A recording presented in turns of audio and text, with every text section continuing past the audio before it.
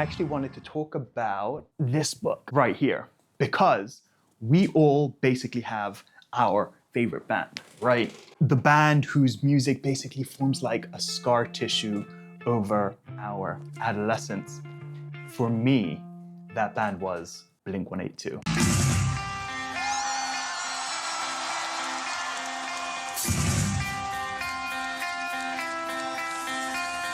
And when I found out Mark Hoppus, their bassist, was writing a memoir, I thought it was going to be exactly like their music, basically pop, punk, dick jokes, and skateboards. You know that I've seen Mark's dick so many times. If a police sketch artist came to my house, I'd nail it.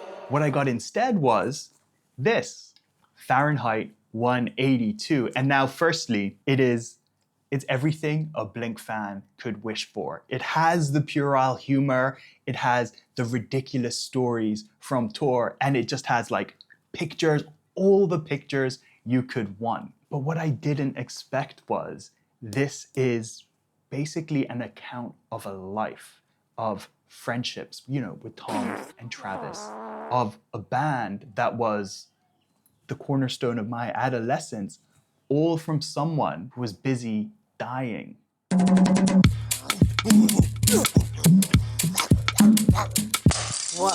We, of course, have the scanned photos of their first shitty instruments. We have scans of handwritten lyrics to songs like Adam's song, First Date. We even have pictures from their very first gigs at Cargo Records. So in that sense, this is very much like a scrapbook. Basically, the how.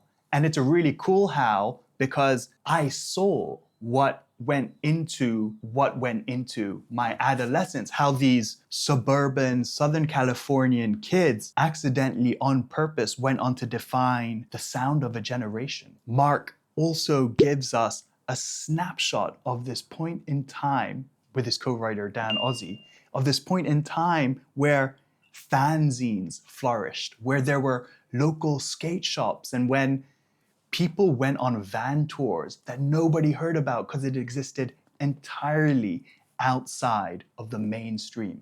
But here's the thing.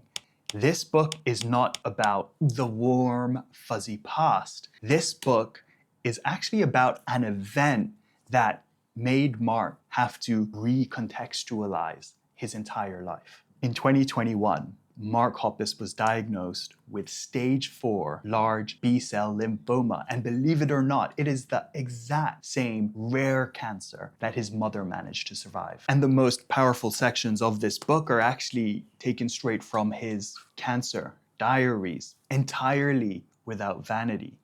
They're raw and, quite frankly, terrifying. Mark talks about how shit chemo was, the depression that came along with this cancer, and the bone deep certainty that, oh fuck, he's gonna die. He even writes that he's been lucky for so much of his life and now he's just supposed to die.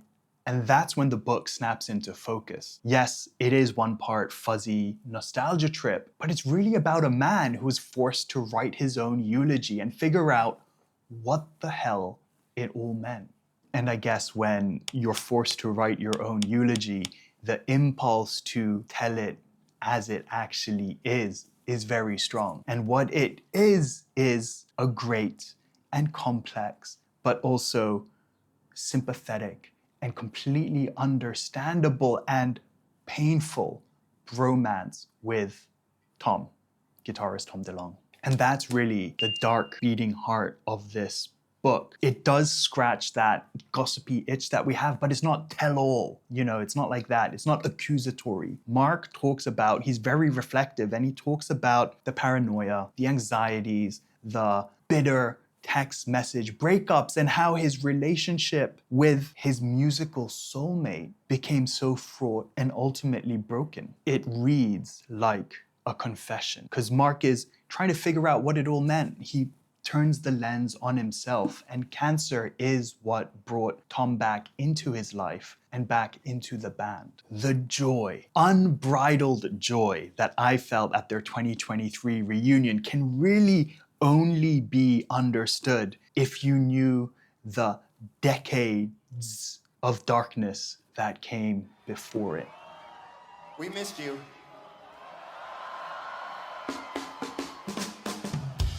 And with a title that is both a nod to Ray Bradbury's classic and iconic Blink merch, Fahrenheit 182 really is a shamelessly satisfying addition to the rock memoir genre. It is an essential read for any Blink fan because you don't only find out about Blink 182's dysfunctional and like brilliant history, I also feel like I found out a little bit more about myself. I'm remembering memories I had when listening to Blink 182 more than half a lifetime ago. We're all getting so old.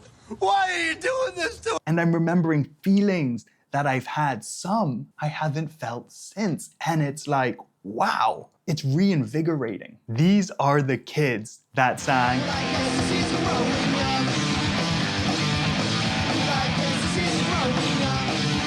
And they actually had to do it. And meanwhile, I had to do it too. I forgot what it was like to just be young and free. And this book just, it's that journey. It's the friendships, it's the anxiety, it's the fortune of being in the right place and the right time and the hard work it takes to get where you are, where they are, where we are right now. And it really does make you think, does it always have to take someone facing the end to realize how great everything was in the beginning? I guess the biggest takeaway from this book is just, for me, not to sound sappy, but just, man, be fucking grateful for what you have right now.